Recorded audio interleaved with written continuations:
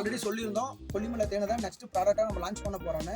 இந்த கொல்லிமலை தேன் வந்து பார்த்தீங்கன்னா அங்கேயே இருக்கிற மலைவாழ் மக்கள் காட்டுக்குள்ளே போய் அங்கே இருக்கிற மரத்தில் தானாக வந்த தேன் அடையிலேருந்து தேன் கலெக்ட் பண்ணி வரது தாங்க நம்ம கொடுக்குறோம். பெட்டி தேன் கொடுக்குறதில்ல. மட்டும் இல்லாமல் நம்ம வந்து இந்த தேன் வந்து பார்த்தீங்கன்னா ப்ராசஸ் பண்ணுறதில்ல, நேச்சுரலாக அப்படியே ராவாக கொடுக்குறோம். இந்த ராவாக கொடுக்குறதுக்கும் ப்ராசஸ் பண்ணி தர தேனுக்கும் என்ன டிஃப்ரெண்ட் பார்த்தீங்கன்னா, இந்த ப்ராசஸ் பண்ணுற தேனில் நல்லா ஃபில்டர் பண்ணிடுவாங்க. இந்த எந்த ஒரு தேனியுமே போய் மரத்தில் உட்காந்து அந்த பூவில் உட்காந்து அந்த மகரந்தத்தோடு சேர்ந்து வந்து அந்த தேன் கூட்டில் உட்காரங்களோ அந்த மகரந்தமும் வந்து தேனில் கலக்கும். அதை சாப்பிடும்போது ஒரு சில பெனிஃபிட்ஸ் நமக்கு இருக்குது. இந்த ப்ராசஸ் பண்ணுற தேனில் அது எல்லாமே டோட்டலாக ஃபில்டர் பண்ணிடுவாங்க.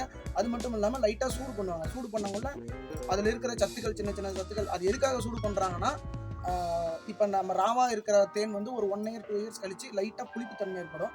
அதே ப்ராசஸ் பண்ண தேன் வந்துட்டு உங்களுக்கு புளிப்புத்தன்மை இருக்கக்கூடாதுங்கிறதுக்காக எக்ஸ்போர்ட் பண்ணுறீங்க, பாட்டில் பண்ணி விற்கிறீங்க, அவங்களாம் அந்த மாதிரி தான் பண்ணுவாங்க.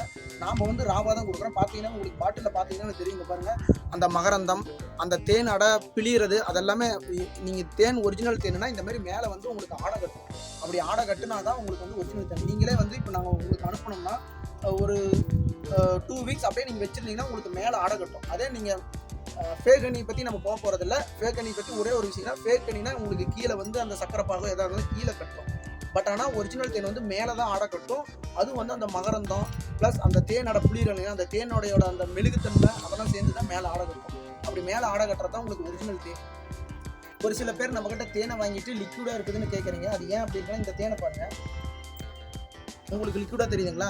இது ஏன் இப்படி லிக்விடாக இருக்குதுன்னா, இப்போ வந்து ஒரு தேன் வந்து மரத்தில் தேன் கூடு கட்டுதுன்னா அந்த கூடு வந்து தேன் கலெக்ட் பண்ணிக்கிட்டே இருக்கும். அந்த தேன் கலெக்ட் பண்ணிக்கிட்டு இருக்கவங்களே நம்ம ஆளுங்க பார்த்து தேன் அழிச்சிடுறாங்க இல்லையா, ஒரு 1 மந்த்துக்குள்ளே. அப்போ வந்து கலெக்ட் பண்ணிக்கிட்டு இருக்கிற தேன் வந்து கொஞ்சம் நீர்த்தன்மை அதிகமாக இருக்கும். அதே வந்து தேன் கூடு கட்டி கொஞ்ச நாள் கழிச்சு அந்த தேனியை என்ன பண்ணுன்னா, ஒரு மெழுகு மாதிரியான பொருளில் அந்த தேன் இருக்கிற பார்ட்டிஷனை மட்டும் பேக் பண்ணிடும். அப்படி பேக் பண்ணி அதில் ஸ்டோர் பண்ணி வைக்க கூட அது கொஞ்ச நாள் கழிச்சு அது வந்து டென்சிட்டி அதிகமாகிட்டே இருக்கும். அப்படி இருக்கிற தேன் உங்களுக்கு கெட்டியாக இருக்கும். இப்போ இதெல்லாம் வந்து பார்த்தீங்கன்னா தேன் கூடு கட்டினதுக்கு அப்புறமேட்டு அது தேனை பார்த்தோன்னே டக்குன்னு போய் அழிச்சிடாங்க. அது புது தேன் கூட பழைய தேன் கூடான்னு தெரியாது. அழிச்சதுக்கு அப்புறமேட்டு தான் தெரியும். அப்படி அழிச்சதுக்கு அப்புறம் பார்க்கும்போது இந்த மாதிரி நீர்ச்சத்து அதிகமாக இருக்கும். அவ்வளோதான். மற்றபடி இதுவும் ஒரிஜினல் தான், அதுவும் ஒரிஜினல் தான். அது ரொம்ப நாள் ஸ்டோர் பண்ணி பேக் பண்ணி வச்சிருந்ததுனால் அந்த மெழுகு பொருளால் அது வந்து நல்லா டென்சிட்டியாக இருக்கும், நீர்த்தன்மை கம்மியாக இருக்கும்.